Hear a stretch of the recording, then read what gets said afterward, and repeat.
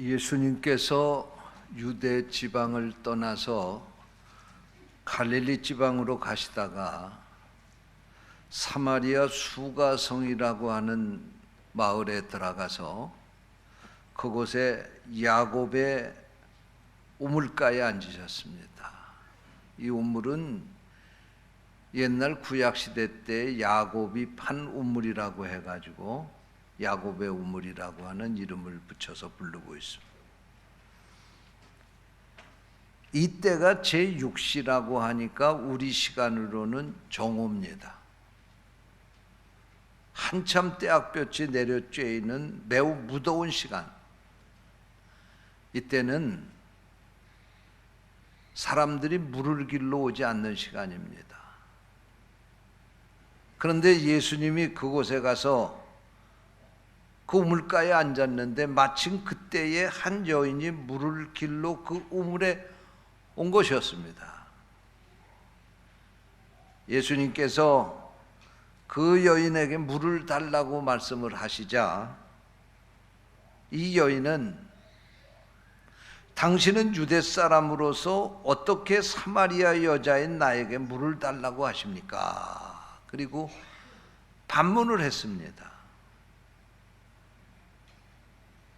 사실 당시의 유대인들은 사마리아 사람들을 상종하지 않았습니다. 왜냐하면 구약시대 때에 아수르가 이 사마리아를 점령하고 지배를 하고 있었을 때에 아수르 민족들과 또 다른 이방 민족들이 이 땅에 와서 살게 됐습니다.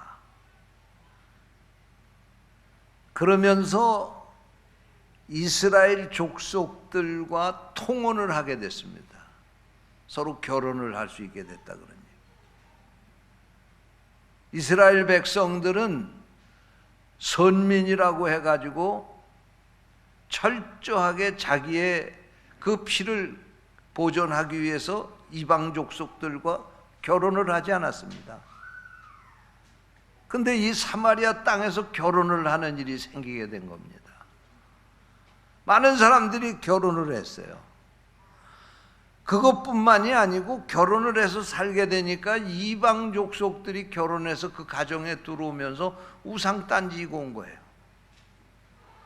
이방신을 가지고 온 거예요. 그래서 여호와 하나님만 섬겨야 될 이스라엘 백성들이 이방신을 섬기게 된 겁니다. 우상을 섬기게 된 겁니다. 그래서 이 이스라엘 백성들은 그 이후에 이 사마리아 성에 사는 사람들을 그때부터 상종하지 않은 거예요. 우리 선민의 이 깨끗한 피를 더러운 이방 족속과 섞고 또 그리고 우상을 숭배하고 이방신을 섬기고 그런다. 상대를 하지 않은 거예요. 또 에스라서에 보게 되면 유다 나라가 BC 586년에 바벨론에게 멸망을 당하고 포로로 끌려갔습니다.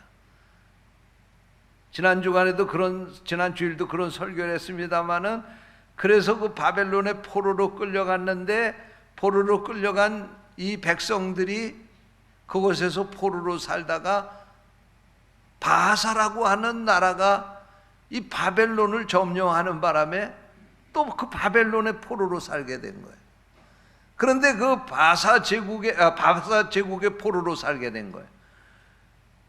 그때 바사 제국의 왕이 고레스였는데 그 고레스가 이 유대 백성들이 그 땅에 와서 포로로 산다고 하는 사실을 알고 그들을 해방시켜 준 겁니다.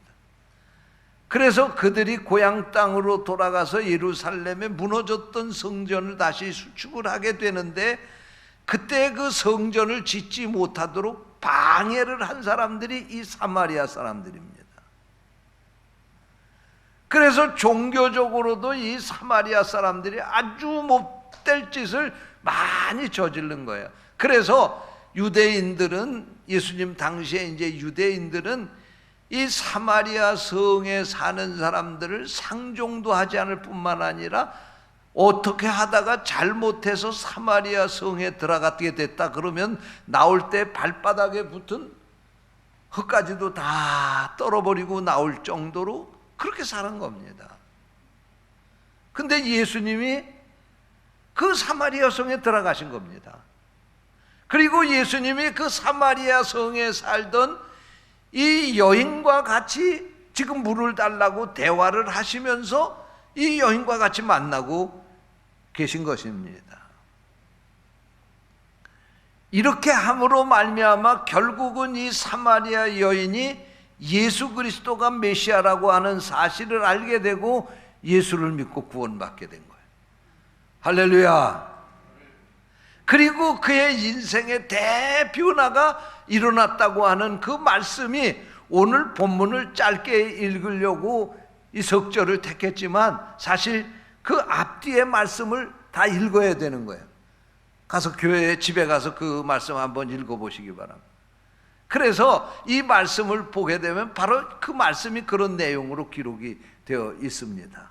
저는 오늘 읽은 이 말씀을 가지고 이 여인을 주목하세요, 이런 제목으로 말씀을 전하려고 합니다.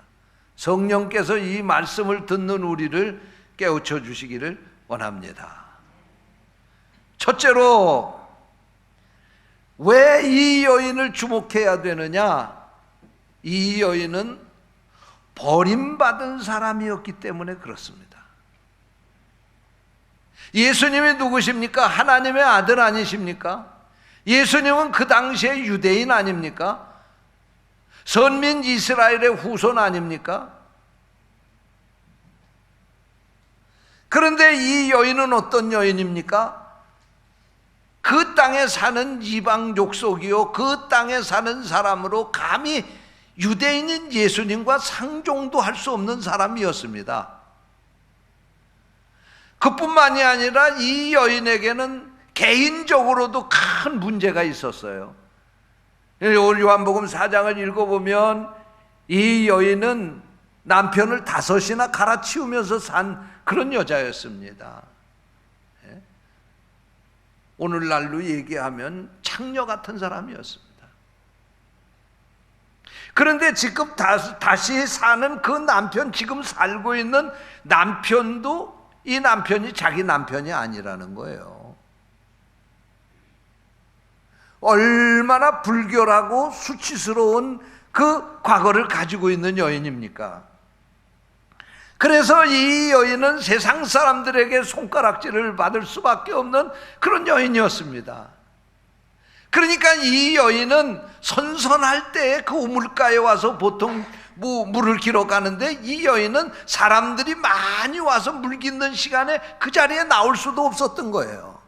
자기가 살고 있는 그 부끄러운 자기의 행실 때문에 감히 자기 동네 사는 사람들하고도 만나기를 꺼려했던 그런 사람이었습니다. 그러니까 이 한낮 대낮에 뜨거운 태양볕이 내려쬐고 있는 이 대낮에 이 우물가에 물길로 오게 된 거예요. 이 여인은 이처럼 그의 수치스러운 과거를 가지고 살던 여인이었습니다. 뿐만 아니라 지금도 부끄러운 일을 하고 있는 그런 여인이었습니다. 그런데 참으로 이상한 것은 하나님은 은혜를 베푸시는데 거룩하게 사는 사람, 사회적으로, 인종적으로, 개인적으로 아무 문제가 없는 깨끗한 사람들에게만 은혜를 베푸시는 것이 아니라 이렇게 추잡하고 더러운 이러한 사람, 이렇게 세상 사람들에게도 버림을 받고 손가락질을 받는 이 사람에게도 은혜를 베푸신다는 말씀입니다. 할렐루야. 성경에 보니까 막달라 마리아라고 하는 여인은 7 귀신이 들렸던 사람입니다. 그러나 예수님께서 이 여인의 귀신을 쫓아내고 그리고 이 여인을 여제자로 삼으셨어요. 예수님의 12제자는 예수님 십자가에 못 박혀 죽게 될 때 다 예수님 버리고 도망갔지만 이 여인은 예수님의 무덤까지 따라갔어요. 그것뿐만이 아니라 예수님 부활하신 것을 그가 제일 먼저 목격하고 그리고 제일 첫째로 예수 그리스도의 부활을 전하는 예수 그리스도의 부활의 증인이 됐습니다. 할렐루야. 또 마태복음을 기록한 마태라고 하는 제자는 유대인들에게 멸시를 받는 세리의 직업을 가지고 있었습니다. 그 당시 유대 나라는 로마의 지배를 받고 있었습니다. 그래서 이 세리, 지금으로 말하면 세무공무원입니다. 세관공무원입니다.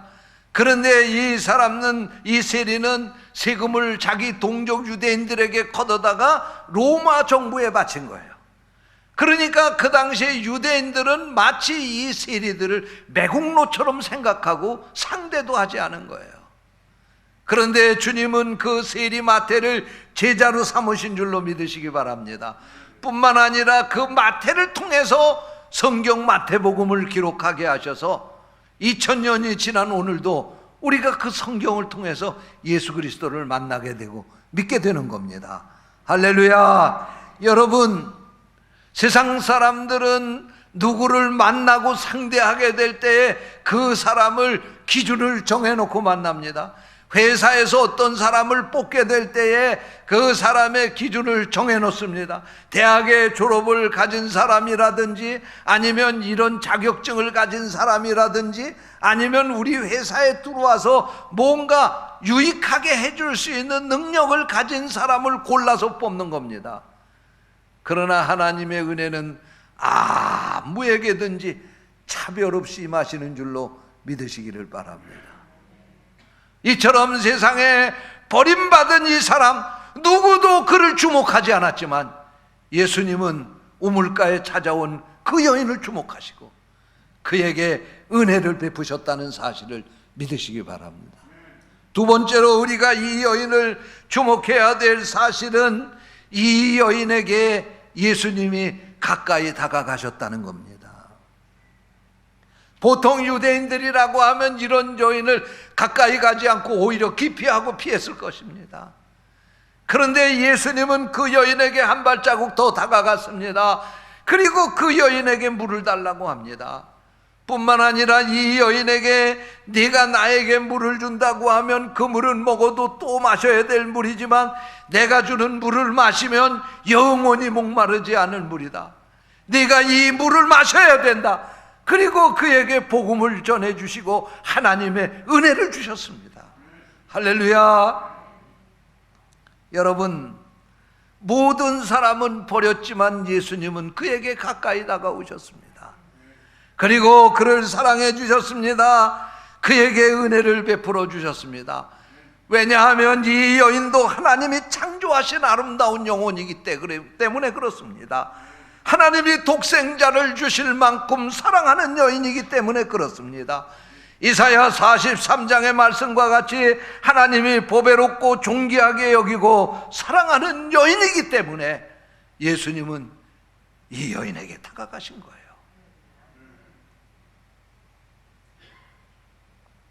여러분, 오늘날도 마찬가지입니다. 오늘 주님이 우리에게 오시는 것은 우리가 깨끗하기 때문에, 우리가 다른 사람보다 뭐 더 잘난 것이 있기 때문에 그래서 우리에게 다가오시는 것이 아닙니다. 우리가 죄인이기 때문에 주님이 우리를 구원하기 위해서 이 땅에 오셨습니다.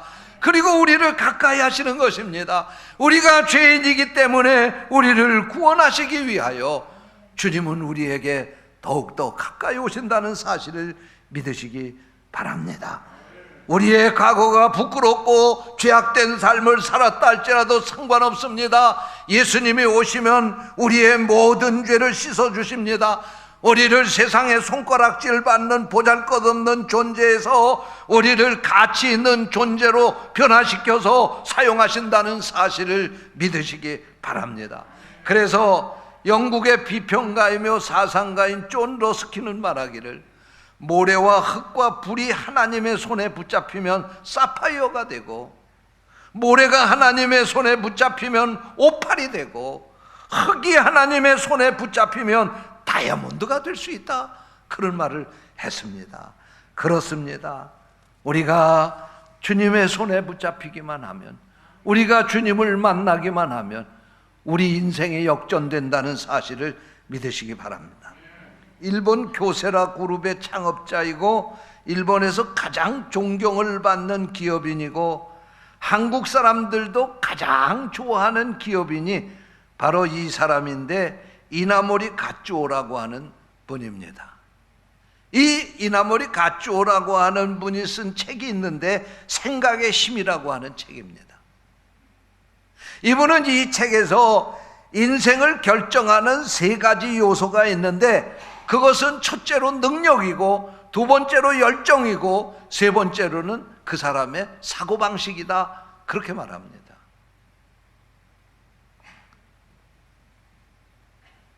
인생이나 일에 있어서 성공을 하려고 하면 능력이 있어야 하는데 사실 이 가츠오는 지방대학을 나오고 자랑할 건 없는, 능력이 없는 부족한 사람이었습니다. 그래서 그는 열정으로 뭔가 자기 인생을 일구어 보려고 애썼다고 합니다. 그런데 자기 자신이 나중에 깨닫게 된 것은 능력보다도 열정보다도 더 중요한 게 있는데 그 사람의 가진 사고방식이 그 인생을 결정하는데 결정적인 역할을 한다 하는 것을 깨닫게 됐다는 겁니다. 아무리 능력이 많고 아무리 그 사람이 열정을 가지고 있다 할지라도 이 사고방식이 잘못된 사람은 성공하기 어렵다는 거예요. 부정적인 사고방식을 가지고 있는 사람은 성공하는 사람이 없다는 거예요. 여러분, 우리가 이 사람들이 이렇게 서로 대학에 보면 그런 사람들 있잖아요. 무슨 일을 하려고 하면 해보자고, 내가 어떻게 하면 되겠느냐고 그리고 달려드는 사람 있고, 그걸 어떻게 해? 왜 이걸 해야 돼? 이러고 시작하는 사람들이 있잖아요. 목회도 하다 보면 무슨 결정을 하려고 보면은요, 무슨 일 기도하고 내놓으면 목사님 기도하시고 오늘까지 이렇게 믿음으로 내놓으셨으니까 우리가 한번 해봅시다. 그리고 따라주는 사람이 있고요. 어떤 사람은 목사님 그걸 왜 해요? 그거 어떻게 해요? 돈이 어디 있어요? 누가 해요? 이런 식으로 부정적인 생각을 가지고 그리고 대하는 사람이 있어요. 그런데 이 가츠오가 자기의 이 사고방식을 이렇게 긍정적으로 만들어준 좋은 선생님을 고등학교 시절에 만났다는 거예요. 자기 사실의 아버지가 사업을 했는데 전쟁통에 자기 집도 불타고 아버지 하던 사업장 공장도 불이 타서 이 가츠오는 가난하게 아주 어린 시절을 살았다는 거예요. 그래서 사실 중학교도 겨우 갔어요. 아버지는 이 가츠오가 중학교를 졸업하고 취직을 해서 가게에 보탬을 줬으면 좋겠다, 그런 생각을 했는데 이 가츠오는 더 공부가 하고 싶은 거예요. 그래서 고학을 하다시피 하면서 고등학교에 입학을 했어요. 그런데 고등학교에 입학을 해가지고 거기에 카라시마 마시오라고 하는 선생님을 그 학교에서, 고등학교에서 만난 거예요. 이 선생님이 가츠오에게 인생을 이렇게 살라고 가르쳐 줬는데 그 가르침 가운데 이 가츠오를 결정적으로 역할을 해준 가르침이 뭐냐면 그의 사고방식을 고쳐줬다는 거예요. 네가 가난해도 성공할 수 있다.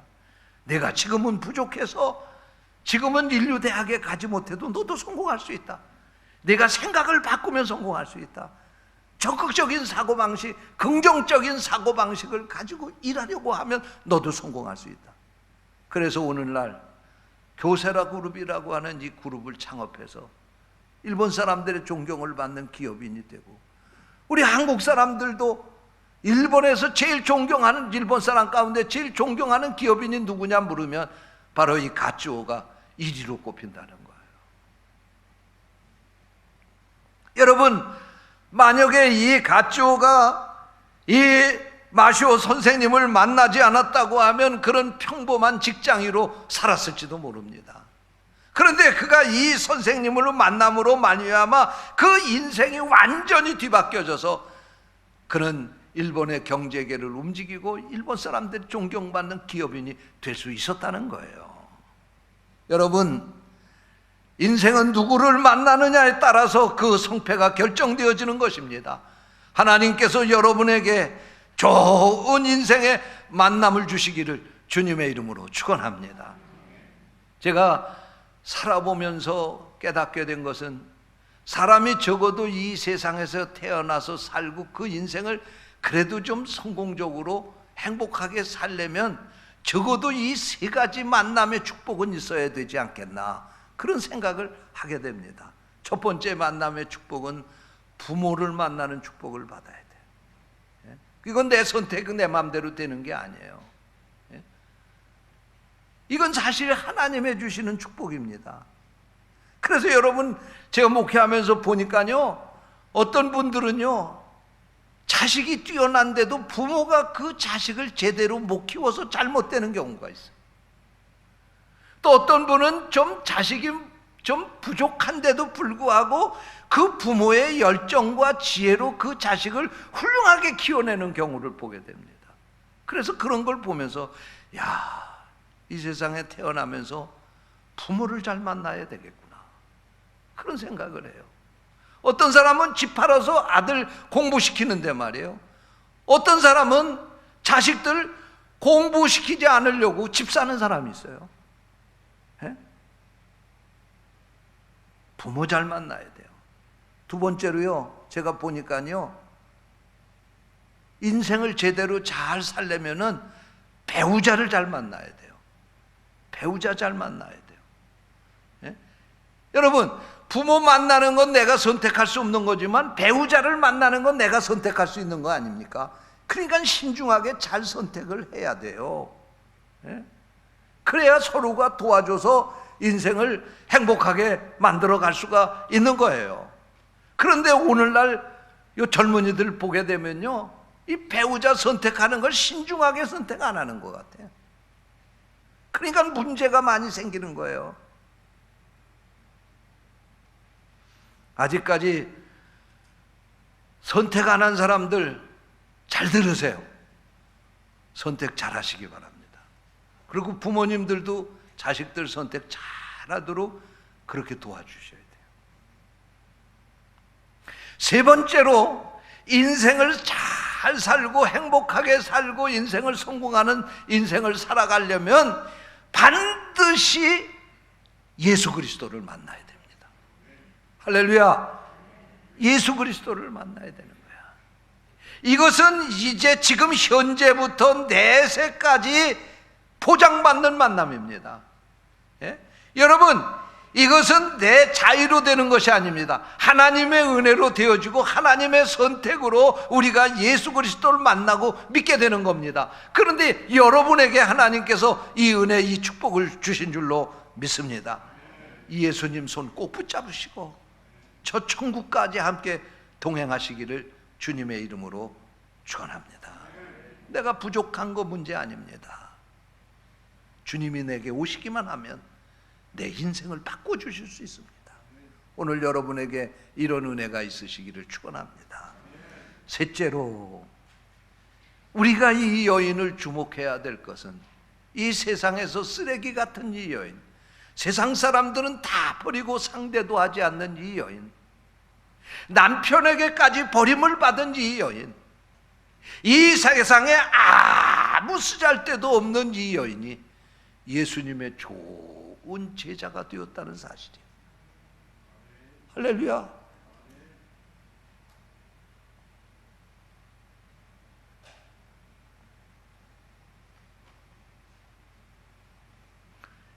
오늘 본문의 29절, 28절, 29절 말씀입니다. 여자가 물동이를 버려두고 동네에 들어가서 사람들에게 이르되 내가 행한 모든 일을 내게 말한 사람을 와서 보라, 그가 그리스도가 아니냐. 이 말씀이 무슨 말씀입니까? 이 여인이 예수 그리스도를 만나고 나서 즉시 동네로 들어가서 거기서 전도해서 많은 사람들을 주께로 인도해냈다는 말씀이에요. 이게 제자가 해야 될 일 아닙니까?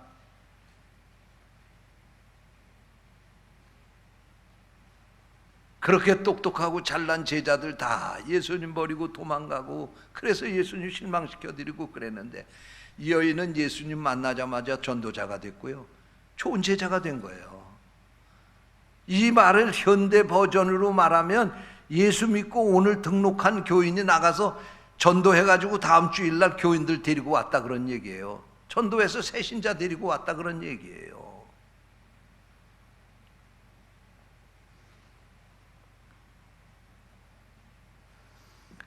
여러분, 이 여인이 무슨 전도학교 가서 훈련받은 거 아닙니다. 뭐 새생명 훈련원에 가서 훈련받은 거 아닙니다. 예수님이 그 여인 앉혀놓고 전도는 이렇게 하는 거다, 전도하는 방법 가르쳐준 거 아닙니다. 이 여인이 나가서 전도한 것은 자기가 만난 예수 그리스도를 전한 겁니다. 내가 우물가에서 유대인 한 남자를 만났는데 얘기를 해보니까 그분이 바로 메시아더라. 내가 그래서 그분 믿고 나 같은 것도 구원받았다. 당신들도 와서 그 예수를 만나보라. 당신들도 구원받을 수 있다. 그리고 전도하면서 많은 사람들을 주께로 인도하는 예수님의 좋은 제자가 되었다. 그런 말씀입니다. 하나님께서 우리를 구원하셔서 예수 그리스도를 믿고 믿음 안에 살게 하셨습니다. 여러분, 이것이 그냥 아는 것에 끝나는 것이 아니라 여러분들이 나가서 믿은 그 간증을 아직까지 예수 그리스도를 알지 못하는 사람들에게 가서 전해서 그들도 구원할 수 있게 되시기를 주님의 이름으로 축원합니다. 나같이 부족하고 모자라고 아무것도 내세울 곳 없는 사람도 하나님은 나를 사랑하시고 예수님은 나를 사랑하셔서 나에게 오셔서 내 손 잡아주시고 나와 함께 동행하시고 나의 인생을 바꿔주기를 원하십니다. 예수님 손 붙잡고 저 천국까지 동행하는 성도들 되시기를 주님의 이름으로 축원합니다. 기도하겠습니다. 하나님 아버지, 우리가 예수님과 함께 우리 인생을 살게 해주시고 예수님이 우리 속에서 역사하심으로 하나님의 축복을 받은 인생을 살아갈 수 있도록 도와 주옵소서. 그리고 우리가 만난 그 예수 그리스도 세상 사람들에게 전하고 그 예수님 손 붙잡고 저 천국에까지 갈 수 있도록 저희들을 도와 주시옵소서. 우리 구주 예수 그리스도의 이름으로 기도하옵나이다. 아멘.